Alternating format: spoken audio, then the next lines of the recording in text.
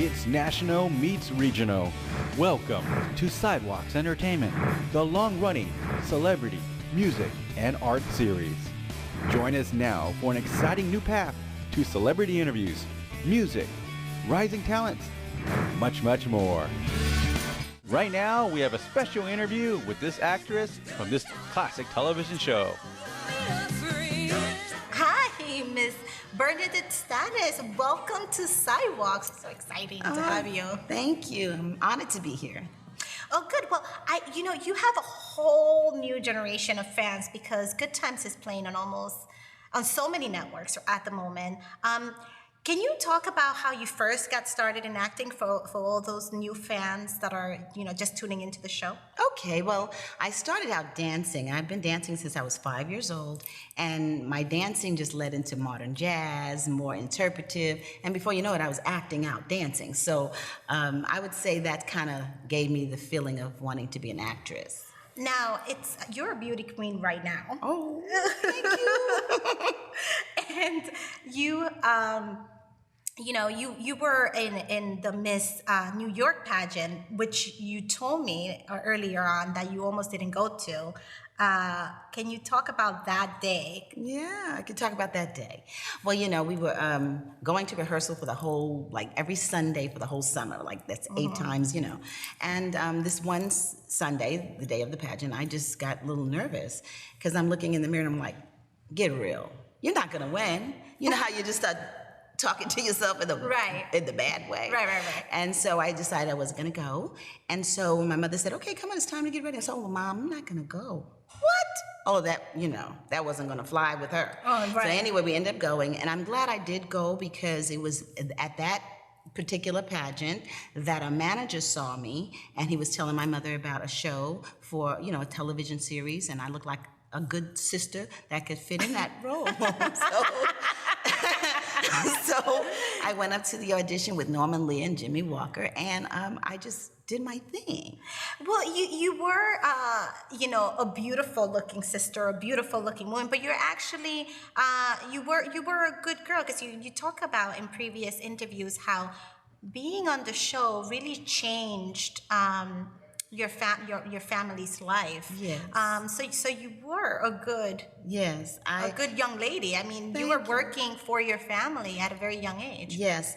Good Times afforded my family so many different opportunities. Also afforded me those opportunities to get out of Brownsville. I was a girl in the projects in Brooklyn, and so I knew Thelma. You know what I mean? I grew up. I knew her. So when I auditioned and everything, and that brought me to that character, I knew what I wanted to bring. I knew what I wanted her to do and say because I was like that, a girl that had aspirations to do whatever, to become a doctor. I believed in those things. So when I got, with my character and everything, I wanted to be true to that. Also, it did help me to help my family.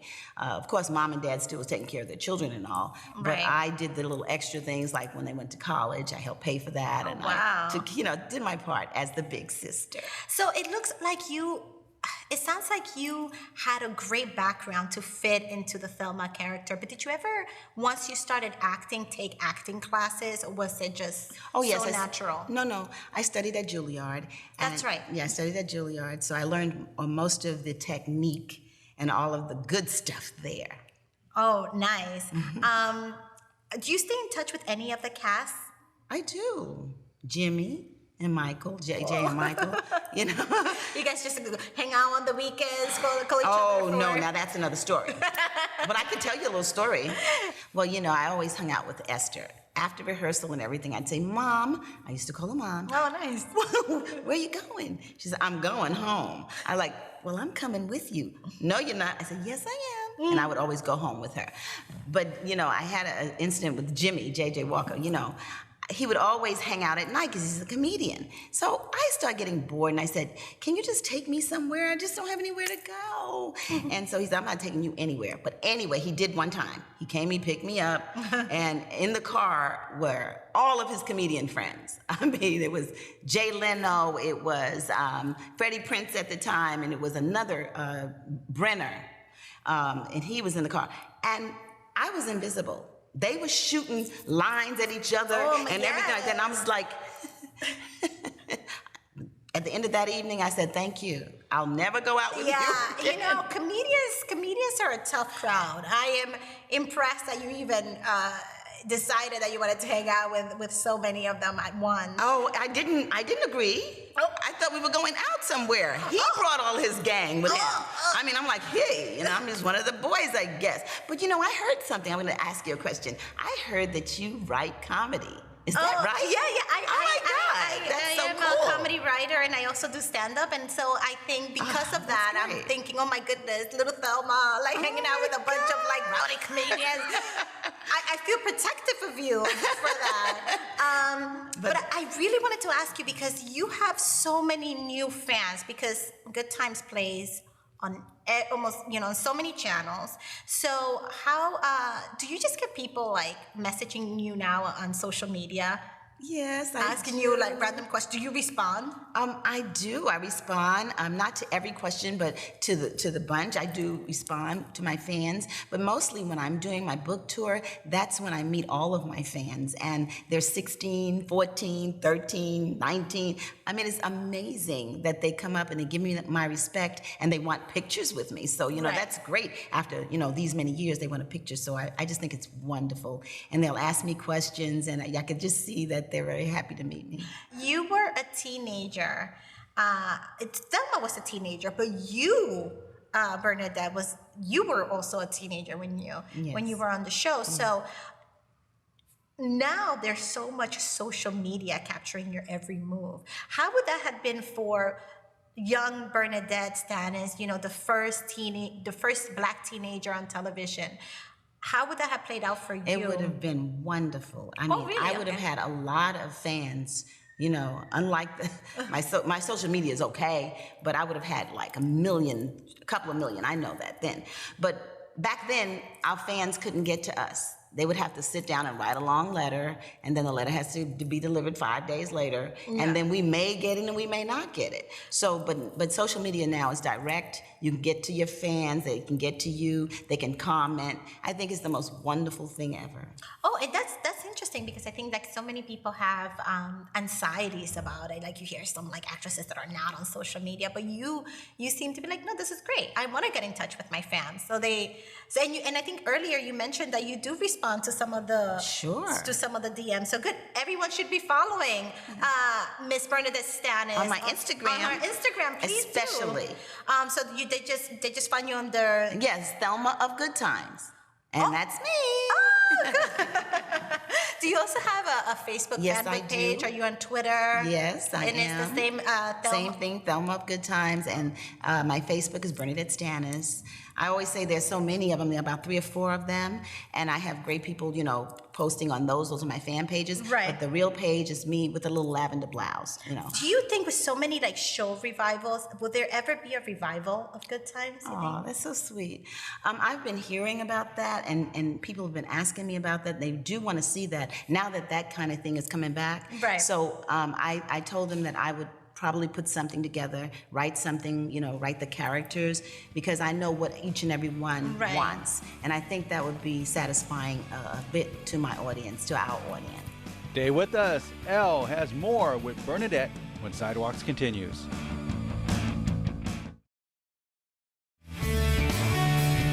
It's national meets regional. It's Sidewalks Entertainment, the long-running celebrity, music, and art series. Join us for a new path to arts and entertainment.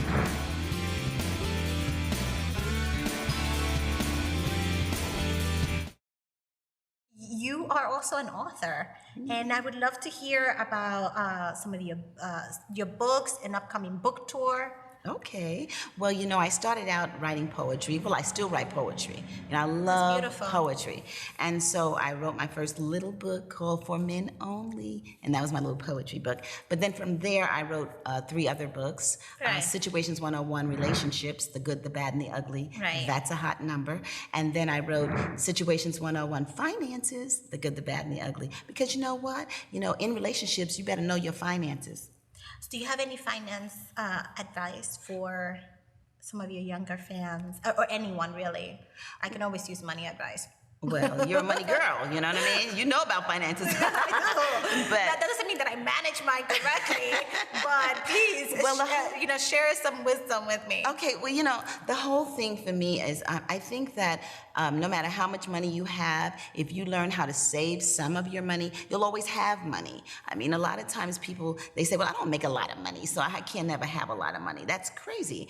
If you take 10% of everything that you make and you put it away like you didn't make it, I think you're going to have some money. Do that. Okay, I'm gonna.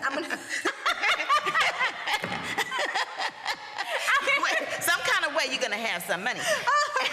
And then watch your credit cards. Please watch your credit cards. Yeah, 2 credit cards is enough. I'm gonna try to tell you, Okay, save that 10%. cut those credit cards up. You guys need to save that 10% of everything you make. Okay? Yeah, you have money. You also wrote a book called "The Last Night: A Caregiver's Journey Through Transition and Beyond. And this was a book that you wrote about caring for your mother who suffered from Alzheimer's.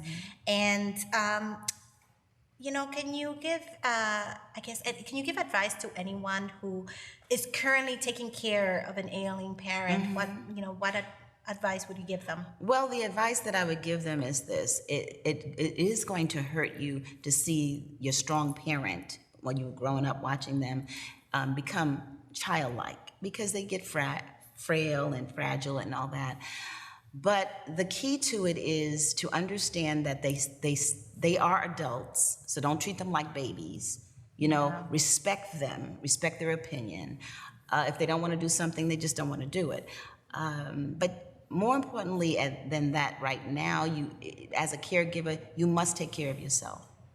You must take care of yourself, because a lot of times, as I was, the caregiver that took care of my mom, and I didn't care about me. Yeah. It was about making sure she stays alive, which is what I would do anyway, but I forgot about me. I said, I can take care of me, later on. But that's really not true, because 2, 3, 4, 5, 6 years of taking care of someone and not taking care of yourself, you can get high blood pressure, you can gain an awful lot of weight, you can lose your contacts, your friends, your family. I mean, you go into a shell, and sometimes that leads into depression. So be careful.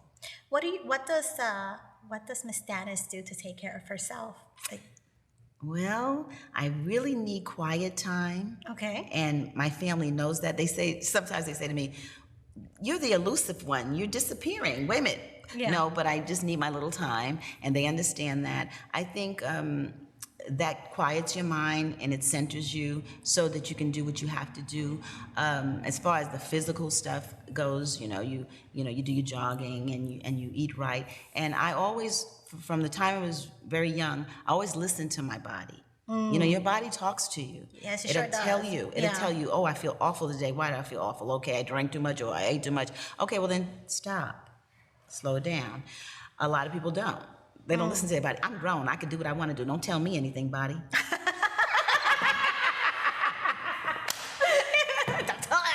Don't tell me everything. Okay. And that's what happens. Well, if you're gonna get naughty with your body, then your body's gonna get you back. Well, your figure is correct. Thank you. Correct.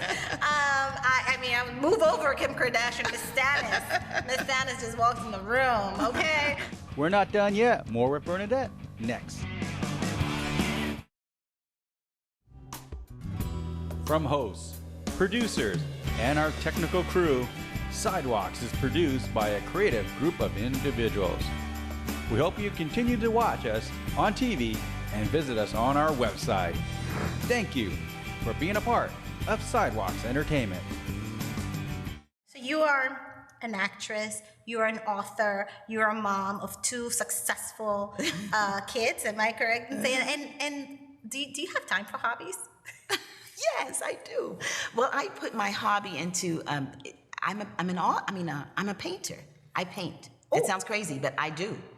I've been painting for years. What portraits? Not portraits. I do surrealistic. I do still life, landscape. I do all of that. Oh my goodness. Yeah, I like doing painting, and I do animals.